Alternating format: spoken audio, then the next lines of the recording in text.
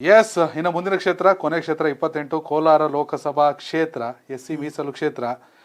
ಇಲ್ಲಿ 1999ರಿಂದ ಈಚೆಗೆ ತೆಗೆದುಕೊಂಡ್ರೆ ಕಾಂಗ್ರೆಸ್ 4 ಬಾರಿ, ಬಿಜೆಪಿ 1 ಬಾರಿ. ಮುನಿಯಪ್ಪ KH ಮುನಿಯಪ್ಪ ನಂತರ ಹೀಗೆ ಸತತವಾಗಿ ಗೆದ್ದಂತ ಮುನಿಯಪ್ಪ ಮೊನ್ನೆ ಸೋತು ಎಕ್ಸ್ ಕಾರ್ಪೊರೇಟರ್ ಮುನ್ಸ್ವಾಮಿ MP ಆಗ ಕಾರಣ ಕಾಂಗ್ರೆಸ್ ಅವರೇ. ಹೌದು, ಮುನಿಯಪ್ಪ ಅವರು ನಂದೇ ಅಂತಿದ್ರು. ಕಾಂಗ್ರೆಸ್ನ XMLA, ಹೌದು, ಮಾಜಿ ಸ್ಪೀಕರ್ ರಮೇಶ್ ಕುಮಾರ್, ಹಾಲಿ ಸಚಿವ MC ಸುಧಾಕರ್, ಹಾಲಿ ಶಾಸಕ ಕೊತ್ತೂರು ಮಂಜುನಾಥ್ ಎಲ್ಲರೂ ಸೇರ್ ಮುಳುಗಿಸಿದ್ರು ಮುನಿಯಪ್ಪ. ಕಾಂಗ್ರೆಸ್ನ ಕಳೆದ ಬಾರಿ ಚುನಾವಣೆಯಲ್ಲಿ ಸೋಲ್ಸಿದ್ದು ಕಾಂಗ್ರೆಸ್ಸಿಗರೇ. ಪಕ್ಷ ನೀತಿ ನಿಯತ್ತು ಮಾತಾಡುವ ರಮೇಶ್ ಕುಮಾರೇ ಪಾರ್ಟಿಗೆ ಉಲ್ಟಾ ಮಾಡಿದ್ರು ಎಲೆಕ್ಷನ್. ಹೌದು ಅಲ್ವಾ? ಹೌದು.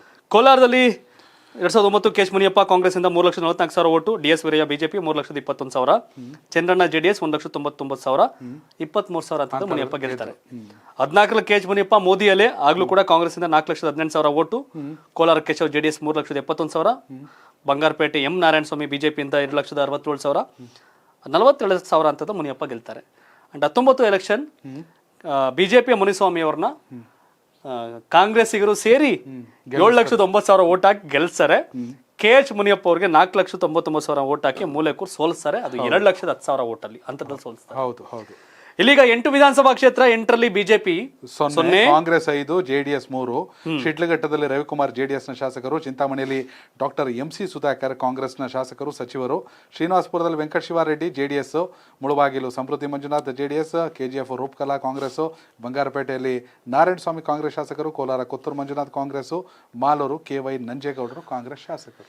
ಈಗ ಇಲ್ಲಿ ಬಿಜೆಪಿ JDS ಮೈತ್ರಿಕೂಟದಲ್ಲಿ ಈ ಕ್ಷೇತ್ರ ಬಹುತೇಕ JDSಗೆ ಜಾರುವ ಸಾಧ್ಯತೆ ಇದೆ. ಅದಕ್ಕೂ ಮೊದಲು 8 ಕ್ಷೇತ್ರ MLA ನಲ್ಲಿ ವೋಟ್ ಎಷ್ಟಾಗಿತ್ತು ಒಟ್ಟು ಅಂತ. ಕಾಂಗ್ರೆಸ್ 5,80,000 ಮತವನ್ನು ಪಡೆದಿತ್ತು ಅಭ್ಯರ್ಥಿಗಳು, ಬಿಜೆಪಿ 1,94,000 ಅಷ್ಟೇ, JDS 4,71,000. ಅಂದ್ರೆ JDS ವೋಟ್ ಬೇಸ್ ಬಿಜೆಪಿಗಿಂತ 2.5 ಪಟ್ಟು ಜಾಸ್ತಿ ಇದೆ. ಸೊ ಹೀಗಾಗಿ ಇಲ್ಲಿ ಬಿಜೆಪಿ ಪ್ಲಸ್ JDS ಅವಕಾಶ ಇದೆ. ಹೌದು, ಇಲ್ಲಿ ಬಿಜೆಪಿ ವಿರುದ್ಧ ಅಂದ್ರೆ ಮಾಲೂರು ಮಾತ್ರ ಒಂದ್ ಸ್ವಲ್ಪ ಇಲ್ಲೆಲ್ಲ JDS versus Congress, BJP versus Congress ಆಟಗಳೇ ಇರೋದು. ಹಾಗಾಗಿ ಮೈತ್ರಿಗೆ ಸಮಸ್ಯೆ ಇಲ್ಲ. ಇಲ್ಲಿ ಹಾಲಿ ಸಂಸದ ಮುನಿಸ್ವಾಮಿಗೆ ಟಿಕೆಟ್ ಇಲ್ಲ ಇಲ್ಲ ಇಲ್ಲ, ಯಾಕಂದ್ರೆ ಕ್ಷೇತ್ರನೇ ಬಿಜೆಪಿಗೆ ಇರಲ್ಲ ಹೆಚ್ಚು ಕಮ್ಮಿ. ಹೌದು, ಹೌದು, JDS ಇರುತ್ತೆ ವೋಟ್ ಶೇರ್ ಎಲ್ಲ ಲೆಕ್ಕಾಚಾರ, ಕಳೆದ ಬಾರಿ ಬೇರೆ ಎಲ್ಲ. ಸೊ ಹಾಗಾಗಿ ಇದು ಅಧಿಕಾರಿ IS ಮಂಜುನಾಥ್ ಪ್ರಸಾದ್ JDS ಸ್ಪರ್ಧೆ ಮಾಡಬಹುದು, ಅಥವಾ ನಿಸರ್ಗ ನಾರಾಯಣ ಸ್ವಾಮಿ ದೇವನಹಳ್ಳಿ XMLA ಅವ್ರು ಸ್ಪರ್ಧೆ ಮಾಡಬಹುದು ಅಂತಿದೆ. ಹಂಗೂ JDS ಸಿಂಬಲ್ ಮೇಲೆ ಮುನ್ಸ್ವಾಮಿ ಮೇಲೆ ಏನಾರ ಒಂದ್ ಸ್ವಲ್ಪ ಒಲವಾದ್ರೆ ಕುಮಾರಸ್ವಾಮಿ ಅವ್ರಿಗೆ ಟಿಕೆಟ್ ಕೊಟ್ಟರು ನಿಲ್ಲಿಸಬಹುದು. ಇಲ್ಲ KGF XMLA ಸಂಪಂಗಿ, ಇಲ್ಲ ಮಹದೇವಪುರ XMLA ಮತ್ತೆ ಎಕ್ಸ್ ಮಿನಿಸ್ಟರ್ ಅರವಿಂದ್ ಲಿಂಬಾವಳಿ, ಹಿಂಗೆಲ್ಲ ಇದೆ. ಇದು ಬಿಜೆಪಿ JDS ಬಹಳ ಗೊಂದಲದ ಗೂಡಿದೆ.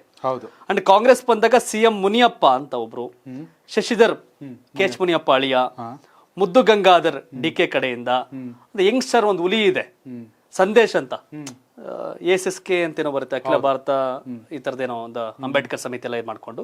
ಸೊ ಆತ ಕೂಡ MP ಆಗ್ಬೇಕು ಅನ್ನೋ aspirant, doing good, but ticket ಪಡಿತಾರದೆಲ್ಲ ಸೆಕೆಂಡ್ರಿ. ಇಲ್ಲಿ ಮುನಿಯಪ್ಪ ಅಳಿಯ, CM ಮುನಿಯಪ್ಪ, ಮುದ್ದು ಗಂಗಾಧರ್ ನಡುವೆ ಟಿಕೆಟ್ಗಾಗಿ ತುರುಸಿನ ಸ್ಪರ್ಧೆ ಇದೆ. ಅದೇನಾಗತ್ತೆ ನೋಡಬೇಕು. ಟಿಕೆಟ್ ಡಿಕ್ಲೇರ್ ಆದ್ಮೇಲೆ ಆಟ.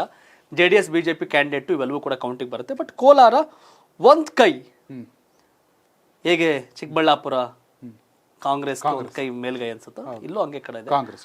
ಇದುವರೆಗೂ ಬಿಜೆಪಿ ಗೆದ್ದಿರೋದು ಚಿಕ್ಕಬಳ್ಳಾಪುರದಲ್ಲಿ ಒಂದೇ ಸಾರಿ, ಕೋಲಾರದಲ್ಲಿ ಗೆದ್ದಿರೋದು ಒಂದೇ ಸಾರಿ.